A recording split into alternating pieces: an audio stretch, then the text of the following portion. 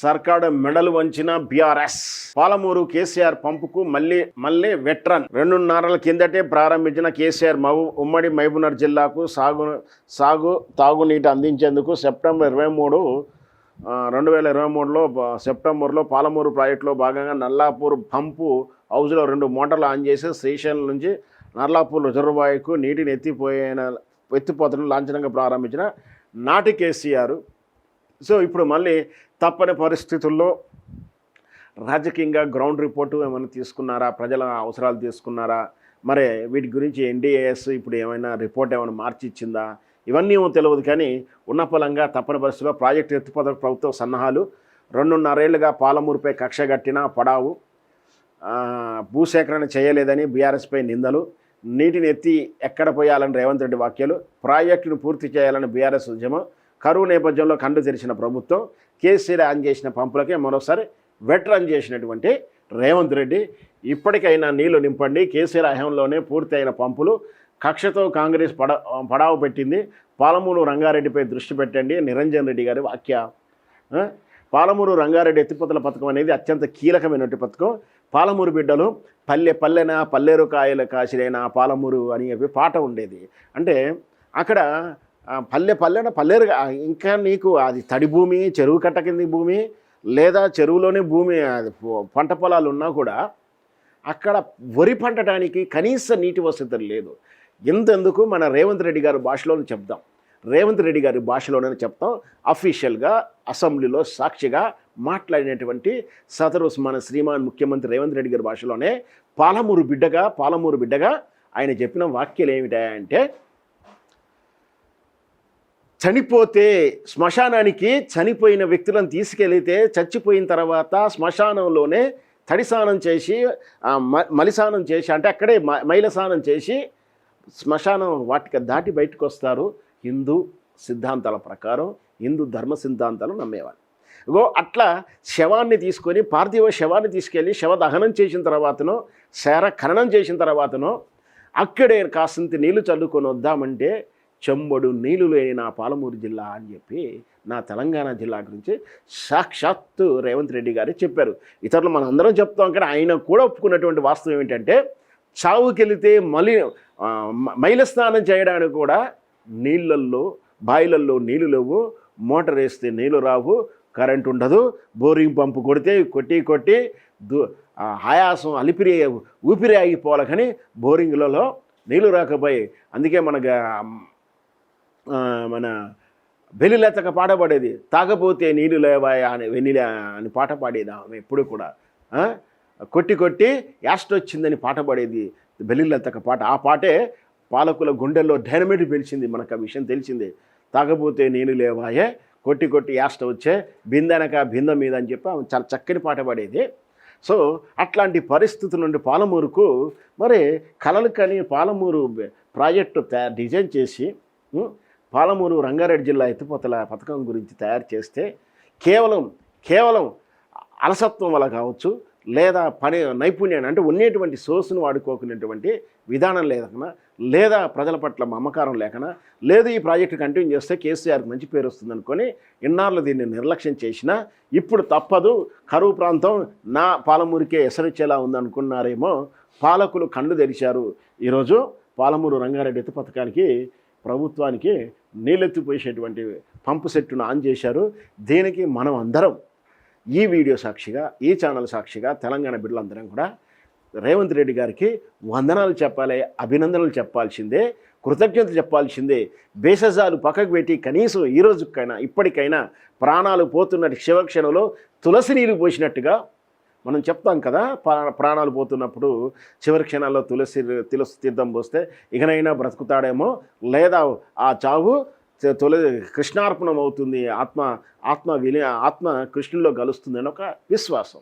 చివరి ప్రయత్నం చేస్తాం. అట్లా చివరి ప్రయత్నంలోనైనా రేవంత్ రెడ్డి గారు దయదలిచి పాలమూరు ఎత్తు పంపు సెట్టు ఆన్ చేసినందుకు మనం నిజంగా అభినందించాలి.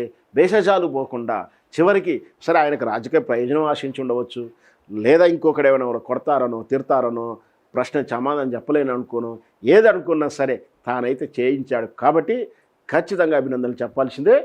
కృతజ్ఞత చెప్పాల్సిందే.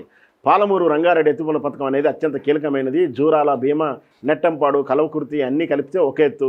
పాలమూరు ఎత్తిపోతల పథకం ఒక ఎత్తు. ప్రాజెక్టులో 90 టీఎంస్ నీరు వినియోగించుకోవచ్చు. ప్రాజెక్టు పూర్తి చేసి ఉంటే కనీసం 26 లక్షల ఎకరాలు నీరు అందుతుండే. 26 ఎకరాలంటే సుమారు ఎంత లేదన్నా ఒక 10 గ్రామాలు, 20 గ్రామాలు. 20 గ్రామాలలో 10 గ్రామాలలో వేసుకున్న 10 ఒక 20 గ్రామాల 20 కుటుంబాలు వేసుకున్న కనీసం ఒక 200 కుటుంబాలకు రైతుకు అన్నం పెట్టే వాళ్ళమైతే ఆ రైతు ఒక 1000 మందికో 1,00,000 మందికో అన్నం పెట్టిన వాడు అయ్యేవాడు.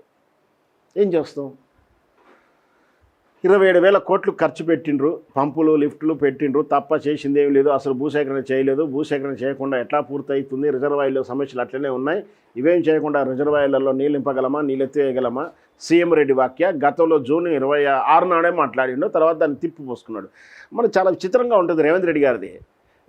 నేను ముఖ్యమంత్రిగా ఈ సీట్లో కూర్చున్న రోజు సినిమాలకు పర్మిషన్ ఇవ్వను, టికెట్లు రేటు పెంచను, వాళ్ళు ఏమైనా దేవపుత్రులా అని ఏదో రకరకాలుగా మాట్లాడిండు. వాళ్ళ కోసం ఏమైనా కొత్త చట్టాలు ఉన్నాయా చేద్దామా అని అన్నాడు. కట్ చేస్తే సాయంత్రానికో పొద్దుడికో వాళ్ళకి సినిమాల పర్మిషన్లు వస్తున్నాయి, టికెట్లు అమ్ముకుంటున్నారు, ధరలు పెంచుకుంటున్నారు. అట్లా లేదు ఫార్మసిటీ లేదంటాడు, ఫార్మసిటీకి మళ్ళీ ఉందంటాడు. ఇట్లా డబల్ తను మాట్లాడిన దానికి వెనక మాట్లాడిన దానికి చాలా సందర్భంలో అట్లా ఎప్పుడూ మాట్లాడు, ఇంకొకసారి ఇట్నో మాట్లాడు. కానీ రీసెంట్గా చూసాం కదా, మాట్లాడిన గంట ఆ 10 నిమిషాల్లోనూ మార్చేశాడు.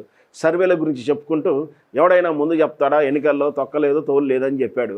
తర్వాత తను ఇప్పుడే చెప్తున్నాను నాదే మన పార్టీ గెలవబోతుందని చెప్పి మళ్ళీ చెప్పాడు. ఇట్లా డబల్ మాట్లాడేది కేవలం రేవంత్ రెడ్డికే సొంతం. అట్లా డబల్ యాక్షన్, రెమో మన యాక్షన్ ఉంటుంది కదా విక్రమ్ సినిమాలో, మన అపరిచిత టైప్ అన్నట్టు.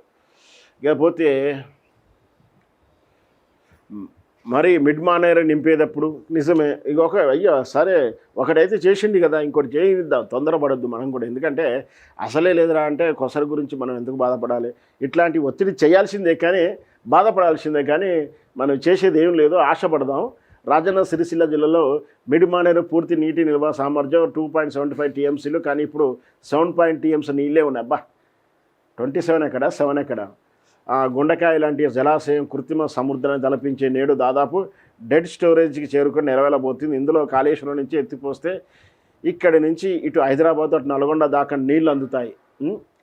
దేశంలోనే మొత్తంలోనే అతి తక్కువ తెలంగాణలో నీటి నిల్వల శాతం పెరిగి భూగర్భ జలాలు పెరిగి మిషన్ భగీరథ ద్వారా 60 ఏళ్ళు 70 ఏళ్ళు 80 ఏళ్ళు గోసపడినటువంటి తెలంగాణ మళ్ళీ చిగురుస్తున్న వైనం వినే వార్తలే మళ్ళీ ఇప్పుడు దానికి ఆపోజిట్ వార్తలు మనం చూడాల్సిన పరిస్థితులు రావడం బాధాకరం.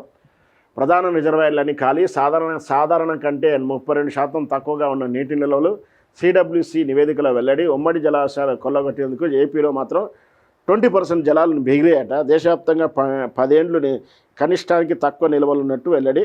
పశ్చిమ మధ్య భారతంలోనే సాధారణ కంటే స్వల్పంగా అధికం. సో ఇట్లా మనకు ఇబ్బందులు వస్తూ ఉన్నాయి. ఇదొక బాధాకరమైన విషయం. ఇది సూర్యాపేట జిల్లా చివల మండలం సేవాలాల్ తండా ఆవాసం పందిబండ తండా గిరిజనుల మంగళవారం తమ నెత్తురు తీసి పొలాల్లో చల్లారు. రక్తంతో పంటలు పండితే అవి రేవంత్ రెడ్డికి పంపిస్తాం, రక్తం కూడు తిని ఆయన మరో 4 రోజులు ఎక్కువ బతకాలంటూ మండిపడ్డారు. బాబా ఇంతకన్నా ఘోరం ఉంటుందా? రేవంత్ రెడ్డిపై ఫిర్యాదుల వల్ల అనుచిత వ్యాఖ్యలపై ఠాణాల్లో బీఆర్ఎస్ కాంప్లైంట్. నాగర్కర్నూలు జిల్లాలో తెంకలపిల్ల సీఎం దృష్టి పడ్డారు. మనం చూసాం కదా మొన్న ఎలా మాట్లాడారు రేవంత్ రెడ్డి గారు. ఇన్నాళ్ళు రాజకీయ విమర్శలుగానే చూసాం ఆయన మాటల్ని, ఆయన బూతుల్ని, ఆయన ఆక్రోశాన్ని ఆవేశాన్ని, ఆయన మాట్లాడిన తీరులన్నీ కూడా కేసీఆర్ మీద, కేటీఆర్ మీద, బీఆర్ఎస్ పార్టీ మీద మాట్లాడిన తీరన్నీ కూడా దిగజారి మాట్లాడినా, పరుష పదాలు మాట్లాడినా సరే పొలిటికల్ లీడర్స్ కదా, ఒకరినొకరు తిట్టుకుంటారు, అంతకన్నా జరిగేదే ఉంది. మనం ఒకరోజు ఒక లెవెల్లో చూసాం, ఇంకంతకన్నా దిగజారుతుంది, ఇంకెంతకన్నా రేపు భవిష్యత్తు ఎలా దిగజారుతుందేమో అని చూసాం, బాధపడ్డాం. ప్రశ్నించాలనుకున్నప్పుడు ప్రశ్నించాం, లేదా మౌనంగా ఊహించాం, తప్పదు ఏం భరించాల్సిందే అని. కానీ ఏకంగా రైతులను కూడా వాళ్ళను కోసి కొవ్వెక్కువ బలుపు ఎక్కువ వాళ్ళని కోస్తే ఎరువులుగా వాడదామని చెప్పి మాట్లాడిన తీరేదుందో అక్కడ బాధ అనిపించింది. అందుకే మనం స్పెషల్గా దాని గురించి స్టోరీ కూడా చేశాం. ఇన్నాళ్ళు మేము ఎవరినైనా తిట్టుకున్నారు. ఒక రాజకీయ నాయకుడిగా మీరు ఇంకో రాజకీయ పార్టీని తిట్టుకున్నారు. వాళ్ళు మిమ్మల్ని తిట్టారు. వాళ్ళు మొదలు తిట్టారా? మీరు మొదలు తిట్టారా? వాళ్ళు ఎక్కువ తిట్టారా? అనేది మీరు తెలుసుకోవాల్సిన విషయం. రాజకీయ అంశంగానే ఉన్నటువంటి ఈ అంశంలో బాధపడ్డాం, కానీ మేము ఎక్కువ ప్రశ్నిస్తానికి, గట్టిగా నిలదీస్తానికి చర్యలు పూనుకోలేదు. కానీ ఎప్పుడైతే తెలంగాణ రైతుల గురించి కూడా మీలో చాకచక్యం లేక, మీలో వైఫల్యము, మీ పనితనం లేక, మీకు చేతగాక, మీరు చేయలేని పనులకు అసమర్థతను ఒప్పుకోలేక మీరు రైతులని వాళ్ళని కోసి వాళ్ళ పొలాలలో రక్తం చల్లితే ఇది రైతులది. ఎందుకు? నీళ్లు లేవు బాబు, నువ్వు పంట వేయకుండా కూడా వేస్తున్నందుకు. మరి మీరు అధికారులు ఉన్నది ఏమిటికి?